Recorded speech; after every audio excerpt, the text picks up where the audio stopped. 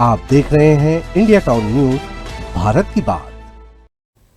नमस्कार, आप देख रहे हैं इंडिया टाउन न्यूज और मैं हूं आपके साथ हर्षिता। स्वागत है आपके हमारे खास बुलेटिन खबरें मध्य प्रदेश की में, जहां हम आपको मध्य प्रदेश की महत्वपूर्ण खबरों से रूबरू कराएंगे। चलिए बुलेटिन की शुरुआत करते हैं। रीवा के कृष्णा राज कपूर ऑडिटोरियम में स्वतंत्रता सेनानी उत्तराधिकारी परिवार समिति द्वारा स्वतंत्रता सेनानी शहीद परिवार सम्मेलन का आयोजन किया गया। कार्यक्रम में प्रदेश के उप मुख्यमंत्री राजेंद्र शुक्ला मुख्य अतिथि थे। इस दौरान 1857 की क्रांति के अमर शहीदों के परिवारों का सम्मान किया गया और स्वतंत्रता सेनानी परिवारों के अधिकारों को लेकर सरकार को मांग पत्र भी सौंपा गया।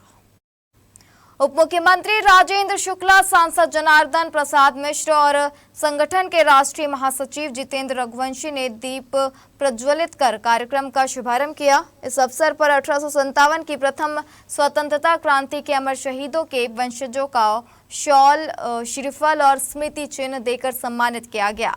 संगठन की ओर से उप मुख्यमंत्री को अधिकार पत्र सौंपा गया। इसमें स्वतंत्रता सेनानी परिवारों के लिए पेंशन, शिक्षा और नौकरी में आरक्षण, परिचय पत्र, सेवा सदन, सरकारी समितियों में प्रतिनिधित्व तथा शहीदों के नाम पर सड़क, विद्यालय और स्मारकों के निर्माण सहित कई मांगे रखी गई है।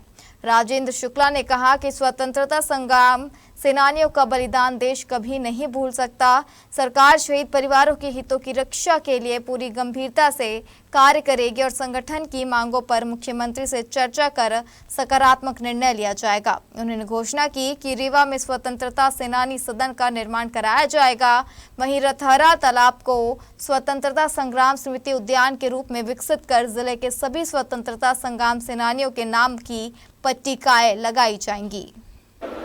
ये कार्यक्रम स्वतंत्रता संग्राम सेनानी उत्तराधिकारी परिवार समिति ने आयोजित किया है, रीवा शाखा ने, और इसमें पूरे मध्य प्रदेश से लोग आए हैं और पूरे भारतवर्ष से जो प्रदेशाध्यक्ष हैं उन लोगों को हम लोगों ने इनवाइट किया था। वो लोग भी आपने देखा बड़ी संख्या में आए हैं और रीवा और विंध्य क्षेत्र के सभी लोग यहाँ पधारे। और इसका प्रमुख उद्देश्य ये था कि बलिदान की याद लोगों में एक बार फिर से हृदय में जगाई जाए। समाज में आजकल ऐसा माहौल हो गया है कि ईमानदारी, सच्चाई, त्याग, बलिदान, इनकी कोई कीमत नहीं रह गई है। जब मूल्यों का ह्रास होता है तो हमारी युवा पीढ़ी हमेशा भटक जाती है। तो उनको उनके हृदय में बलिदान के प्रति एक बार फिर से महत्व पैदा करना, सम्मान पैदा करना, जिससे कि कभी जरूरत पड़े तो वो लोग भी बलिदान कर सकें, आगे आ सकें। स्वतंत्रता संग्राम सेनानी के परिजनों का ये जो सम्मेलन आज यहाँ पर आयोजित हो रहा है, ये बहुत ही अच्छा कार्यक्रम है, जिसमें शामिल होने के बाद हम लोगों को वो दिन याद आ जाते हैं जब 1857 की क्रांति के समय के रणबांकुरे जिन्होंने छाती पर गोली खाई, फांसी के फंदे पर झूल गए, सिर्फ और सिर्फ देश को स्वतंत्र कराने के लिए। और 1942 के अंग्रेजों भारत छोड़ो का आंदोलन की याद आती है, जब लोगों को जेलों में ठूस दिया गया था अंग्रेजों के द्वारा। और कई लोग ऐसे थे जो भूमिगत होके लगातार समाज में जन जागरण पैदा कर रहे थे कि आंदोलन कमजोर न पड़ने पाए। यदि आंदोलन कमजोर होगा तो भारत कभी भी स्वतंत्र नहीं हो पाएगा। इस प्रकार की भूमिका निर्वहन जिन लोगों ने की, उसमें से एकमात्र भैया बहादुर सिंह जी आज मंच पर उपस्थित थे, लेकिन बाकी लोग अब स्वर्ग को सिधार गए हैं, लेकिन उनके परिजन हैं यहाँ पर, और उनके बीच में इस प्रकार के कार्यक्रम का आयोजन में आना बहुत ही गौरव की बात है। सनावद आबकारी विभाग के दल ने बाइक से अवैध शराब तस्करी का मामला पकड़ा है। मामले में एक आरोपी को गिरफ्तार किया गया है, जबकि एक आरोपी भागने में सफल रहा। आरोपी से बाइक एवं शराब सहित कुल 1.5 लाख की संपत्ति बरामद की गई है। सनावद के आबकारी विभाग की टीम ने धनगांव हीरापुर मार्ग पर मोटरसाइकिल अवैध मदिरा परिवहन की सूचना पर घेराबंदी कर बाइक को रोकने का प्रयास किया गया। आबकारी टीम को देख बाइक चला रहा व्यक्ति भाग निकला, जबकि बाइक पर पीछे बैठे व्यक्ति को गिरफ्तार कर लिया गया। पकड़े गए व्यक्ति से 56.14 बल्क लीटर विदेशी शराब जब्त की गई। आबकारी थाना प्रभारी शिवम चौरसिया द्वारा आबकारी एक्ट 34 के तहत प्रकरण दर्ज किया गया है। इस कार्रवाई में आरक्षक प्रज्योत चौधरी ने बड़ी भूमिका निभाई। जब्त शराब और परिवहन और बाइक की कीमत 1,50,000 रुपए बताई गई है। सनावद क्षेत्र के शहरी एवं ग्रामीण इलाकों बिजली की बदहाल व्यवस्था को लेकर कांग्रेस ने प्रदर्शन किया। नायब तहसीलदार को ज्ञापन सौंपा। ब्लॉक कांग्रेस अध्यक्ष भूपेंद्र पटेल ने कहा कि शहर और ग्रामीण क्षेत्र में अघोषित बिजली कटौती के कारण आम नागरिकों, किसानों, विद्यार्थियों एवं व्यापारियों को कठिनाइयों का सामना करना पड़ रहा है। मेंटेनेंस के नाम पर घंटों बिजली कटौती की जा रही है। युवा नेता नकुल पटेल ने कहा कि ग्रामीण क्षेत्रों में ट्रांसफार्मर खराब होने पर 24 घंटे से भी ज्यादा समय तक बिजली सप्लाई बंद रहती है। शहर अध्यक्ष आशीष चौधरी ने कहा कि आज तक कुछ ग्रामीण फालियाओं में बिजली तक नहीं पहुंची है। किसानों से लाइनमैन द्वारा उनसे अवैध वसूली की जाती है। कांग्रेस नेताओं ने नायब तहसीलदार संतोष कुशवाहा एवं विद्युत मंडल के एई अमित ठाकुर को ज्ञापन सौंपा। बारिश की शुरुआत के साथ ही शाजापुर जिले की जनपद पंचायत मोहन बड़ोदिया अंतर्गत ग्राम पंचायत मुंडलाई की बदहाल सड़कें फिर परेशानी का सबब बन गई है। कंकरखेड़ा हनुमान मंदिर क्षेत्र की कॉलोनी में रहने वाले बच्चे रोज हाथों में चप्पल लेकर कीचड़ भरे रास्ते से लथपथ होते हुए स्कूल जाने को मजबूर है। बारिश के कारण पूरा रास्ता दलदल में बदल गया है। कई बच्चे फिसलते हुए स्कूल पहुंचते हैं और उनकी यूनिफॉर्म, जूते, कॉपियां व किताबें तक कीचड़ से सराबोर हो जाती है। हाल ही में स्कूल बस भी कीचड़ में फंस गई थी, जिसे ग्रामीणों ने धक्का लगाकर बाहर निकाला। अब बारिश के पूरे मौसम में बच्चों और ग्रामीणों को इसी परेशानी का सामना करना पड़ेगा। देखिए शाजापुर से हरीश कुशवाहा की रिपोर्ट।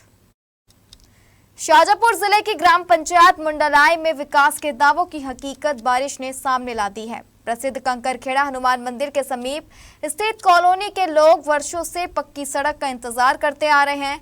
हल्की बारिश में ही मार्ग कीचड़ से भर जाता है। सबसे ज्यादा परेशानी स्कूल जाने वाले बच्चों को होती है। इन बच्चों ने जिला कलेक्टर से भावुक अपील करते हुए कहा, मैडम हमारी सड़क बनवा दो प्लीज।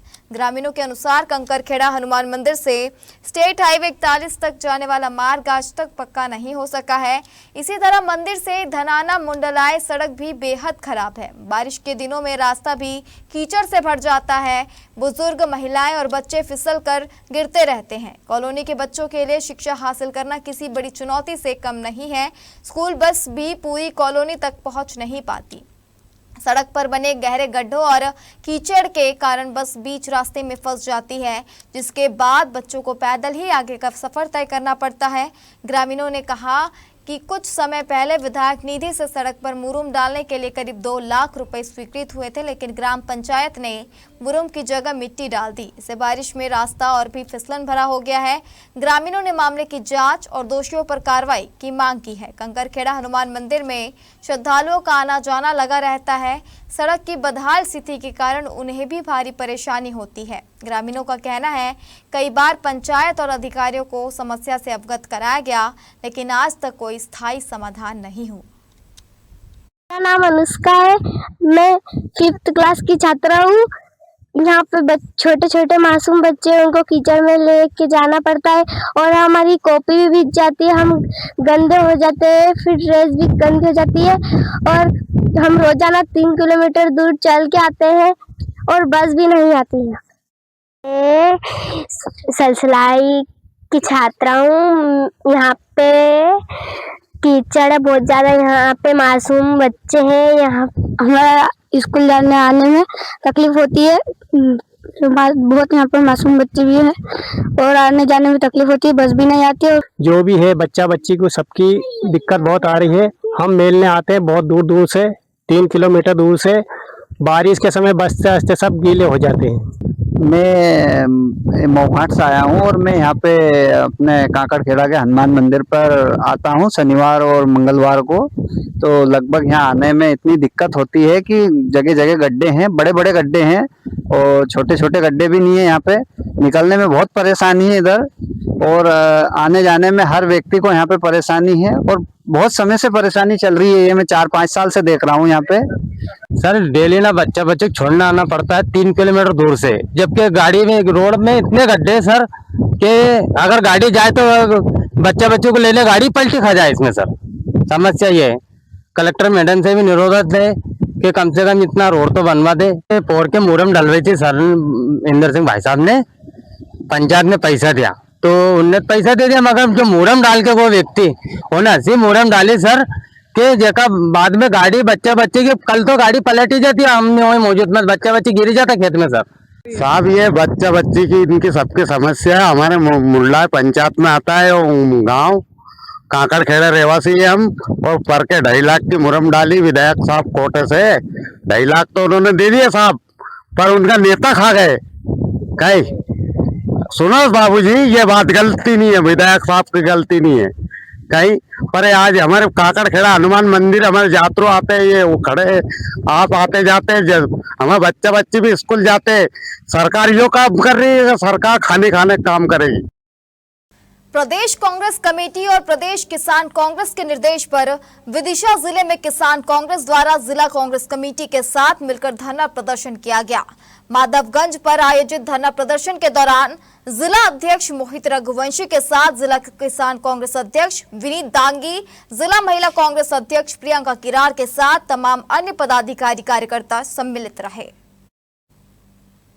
धरना प्रदर्शन के बाद मौके पर पहुंचे प्रशासनिक अधिकारी को मुख्यमंत्री के नाम ज्ञापन सौंपा गया। ज्ञापन में किसानों की समस्याओं को दूर करने की मांग की गई है। जिला अध्यक्ष मोहित रघुवंशी ने कहा कि इन दिनों किसान सोयाबीन, धान आदि फसलों की बोनी कर रहे हैं, लेकिन बिजली और खाद की परेशानी बनी हुई है।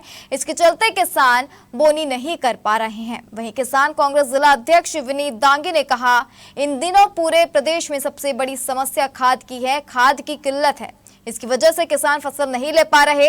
उन्होंने जल्द खाद उपलब्ध किए जाने की मांग की है।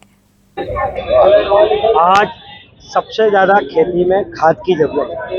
मध्य प्रदेश कांग्रेस कमेटी के अध्यक्ष आदरणीय जीतू पटवारी जी एवं किसान कांग्रेस के प्रदेश अध्यक्ष धर्मेंद्र सिंह चौहान जी ने प्रदेश स्तरीय बैठक में डिसाइड किया। किसानों को आज सबसे ज़्यादा जरूरत प्रदेश में खाद की है। वो ई टोकन जो पूरे प्रदेश में लागू किया है, उससे किसान बहुत परेशान है। उस ई टोकन व्यवस्था को समाप्त करने, किसानों को कम से कम 12 घंटे बिजली मिला, निर्बाध रूप से बिजली दिलाने एवं अभी जैसे मूंग की खरीदी शुरू की है, उसके पंजीयन हुए, तो उसमें मात्र प्रदेश सरकार 25% मूंग की खरीदी कर रही है। तो 100% मूंग की जो खरीदी सरकार करे, इसकी मांग को लेके पूरे मध्य प्रदेश में ज्ञापन दिए जा रहे हैं, धरने किए जा रहे हैं। उसी तारतम्य में आज विदिशा में हमने इस धरने का आयोजन। अब वक्त हो चुका है छोटे से ब्रेक का। आप बने रहिए इंडिया टाउन न्यूज के साथ। क्या आप बाल झड़ने से परेशान हैं? अब अपनाइए प्रकृति की शक्ति, पाइए घने चमकदार बाल और खूबसूरत दमकती त्वचा। प्रकृति का वरदान Rukhsana shine herbal beauty combo kit, प्राकृतिक जड़ी बूटियों से तैयार। अब पाइए खूबसूरत चमकते बाल और त्वचा। हर्बल गुणों से भरपूर ये कॉम्बो आपके बालों और त्वचा की देखभाल में मदद करता है। अब उपलब्ध Amazon, फ्लिपकार्ट और नीचे दिए गए लिंक पर अभी ऑर्डर करें और हर्बल केयर का अनुभव लें। रीवा से एक बेहद गंभीर मामला सामने आया है, जहां ट्यूशन पढ़ने गई एक मासूम छात्रा के साथ कथित मारपीट का आरोप लगा है। आरोप है कि पहाड़ा नहीं सुना पाने पर ट्यूशन शिक्षिका और उसके पति ने बच्ची की बेरहमी से पिटाई कर दी। परिजनों ने पुलिस में शिकायत दर्ज कराई है। पुलिस ने केस दर्ज करते हुए मामले की जांच शुरू कर दी है। मामला रीवा के सिटी कोतवाली थाना क्षेत्र का है, जहां ट्यूशन पढ़ने गई एक छात्रा के साथ मारपीट का मामला सामने आया है। 6वीं कक्षा में पढ़ने वाली 10 वर्षीय छात्रा एक ट्यूशन सेंटर में पढ़ने जाती थी। परिजनों का आरोप है कि पढ़ाई के दौरान छात्रा पहाड़ा नहीं सुना सकी। इससे नाराज ट्यूटर साक्षी चौबे ने अपने पति गोले चौबे के साथ मिलकर छात्रा को डंडों, लात, घूसों से बेरहमी पूर्वक मारा। परिजन बच्ची को लेकर सिटी कोतवाली थाने पहुंचे और मामले की शिकायत दर्ज कराई। पुलिस ने छात्रा का मेडिकल परीक्षण कराया है और पूरे मामले की जाँच शुरू कर दी है। साक्षी मैडम के यहाँ जाती है, तो वो जब वहाँ से रोते रोते आई तो मैं तो घबरा गई। जब घबरा गई तो हम दिखाई चोट दिखाने लगी, तो मैं तुरंत लेकर इसको उसके घर गई। जब घर गई तो उनकी मम्मी थी, तो वो उठपटांग बोलकर गाली फुद्दा देकर हमको भगा दी। तो जब उनकी जो पढ़ा रही थी वो निकली तो हमको बोली कि तुम्हारी बेटी लायक नहीं है, दंड फंद करती है, ये करती है। हम कहा वो दंड फंद करने लायक है। तो फिर बोली कि तुम ले जाओ अपनी लड़की, तुम गंदी हो, डंडी पंडी गाली देने लगी। हम बोले कि गाली मत दो, हम सब लिख से आती है, लेकिन हम उधर से चले आए। उसकी मम्मी जोर से हमको धक्का मारी और भगा दी घर से। प्रदेश के मुख्यमंत्री मोहन यादव द्वारा प्रदान की गई निःशुल्क शव वाहन सेवा में ग्रहण लगातार लगता दिखाई दे रहा है। रीवा में मुख्यमंत्री की निःशुल्क शव वाहन सेवा की व्यवस्था पर गंभीर सवाल खड़े हो गए हैं। संजय गांधी अस्पताल में शव वाहन होने के बावजूद एक परिवार को करीब 6 घंटे तक इंतजार करना पड़ा। ड्राइवर की कमी के चलते पीड़ित परिवार को शव वाहन के लिए इतना लंबा इंतजार करना पड़ा। मामला रीवा के संजय गांधी अस्पताल का है। गढ़ थाना क्षेत्र के लालगांव चौकी निवासी सविता पटेल की संदिग्ध परिस्थितियों में मौत हो गई थी। पोस्टमार्टम के बाद परिजनों ने निशुल्क शव वाहन उपलब्ध कराने की मांग की, लेकिन अस्पताल प्रबंधन द्वारा संबंधित कंपनी के जिला समन्वयक और भोपाल स्थित जोनल अधिकारियों से लगातार संपर्क करने के बावजूद शव वाहन समय पर उपलब्ध नहीं हो सका। करीब 6 घंटे तक इंतजार के बाद शव वाहन पहुंचा, तब कहीं जाकर शव गांव के लिए रवाना हो सका। जानकारी के मुताबिक संजय गांधी अस्पताल में कंपनी के 4 शव वाहन मौजूद है, लेकिन उनके लिए केवल 2 चालकों की तैनाती की गई है। इस पूरे मामले को लेकर जिला चिकित्सा अधिकारी ने कहा, इस संबंध में एक कड़ा पत्र भी कंपनी को जारी किया गया था। शव वाहन और 108 वाहन का संचालन निजी कंपनी द्वारा किया जाता है। मैंने और ड्राइवर की मांग की है। हम 100 वाहन में नहीं है, इस 100 वाहन के लिए सोबत रहें, नहीं बैठे पड़े कर आराम न करें। हम तो आप किस में हैं, कौन से एम्बुलेंस में? हम यहाँ इमरजेंसी एम्बुलेंस जो है अपनी। 100 वाहन के ड्राइवर कहाँ हैं, छुट्टी में हैं? 100 वाहन 108 आजकल चल रही है जिले भर में।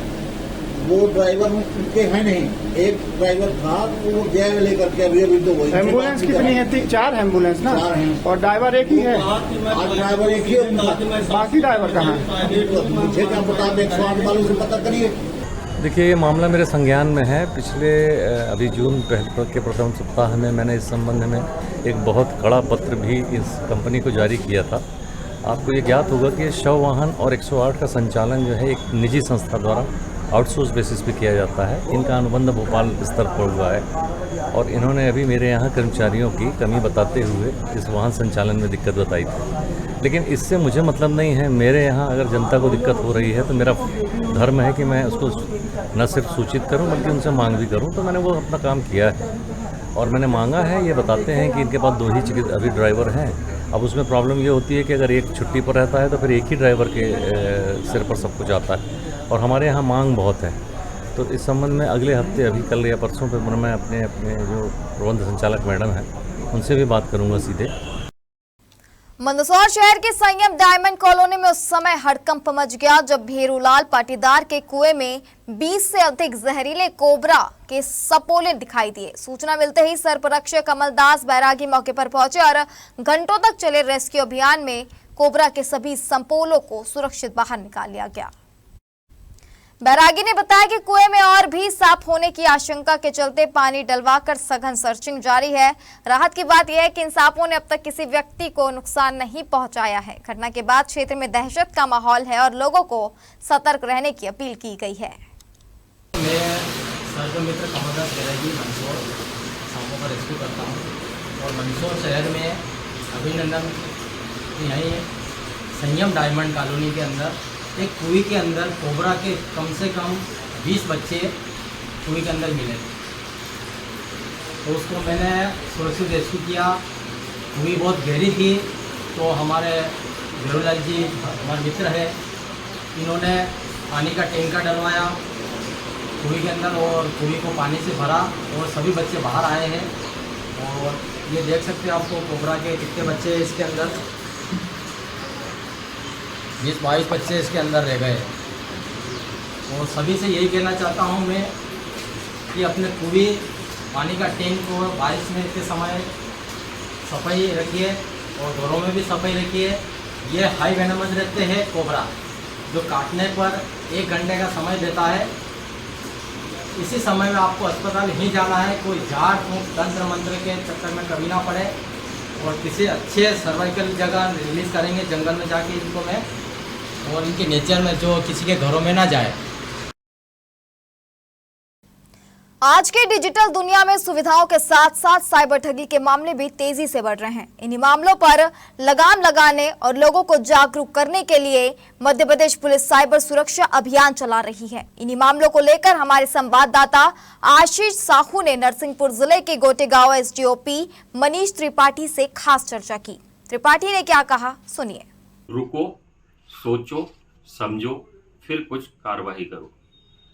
जिस तरह से साइबर ठगी के मामले सामने आ रहे हैं, जिसके चलते मध्य प्रदेश पुलिस द्वारा साइबर सुरक्षा अभियान चला रही है। इस वक्त हम मौजूद हैं नरसिंहपुर जिले के गोटे गांव में। हमारे साथ हमारे एसडीओपी थाना गोटे गांव मनीष त्रिपाठी जी मौजूद हैं। आइए हम सीधा जानते हैं कि इस अभियान का क्या उद्देश्य है और किस तरीके से लोगों के बीच यह जागरूकता लाने का कार्य कर रहे हैं। सर, क्या अभियान चलाया जा रहा है और क्या उद्देश्य है इस अभियान का? सभी को नमस्कार। मध्य प्रदेश पुलिस मुख्यालय भोपाल के द्वारा पूरे प्रदेश में 24 जून से लेकर 8 जुलाई तक एक वृहद जन जागरूकता अभियान जो साइबर अपराधों के खिलाफ है चलाया जा रहा है, जिसको सेफ क्लिक 2.0 नाम दिया गया है। इस अभियान के तहत साइबर अपराध से बचने का जो सबसे जरूरी प्रयास है, पहला कदम है, वो है जागरूकता। हर आदमी के पास उसकी समस्त व्यक्तिगत जानकारी उसके मोबाइल में है और आज के वैश्विक समय में मोबाइल से वो भारत ही नहीं विदेशों से भी जुड़ा रहता है। तो जरूरी है कि आप अपने मोबाइल के संचालन में सावधानी और जिम्मेदारी बरतें। सर, ये साइबर अटैक जो होते हैं किस तरीके से अटैक करते हैं? ये इनका क्या तरीका रहता है अटैक करने का? अमूमन जितने भी साइबर ठग हैं वो आपकी अज्ञानता और हड़बड़ी इसका लाभ उठाते हैं। आजकल आपकी सारी डिटेल आपके मोबाइल में है। मोबाइल आपने मोबाइल में किससे क्या बात की, आपने कौन सी फोटो खींची, आपने किसके साथ फोटो शेयर की, इस साइबर की दुनिया में ये सब सार्वजनिक है।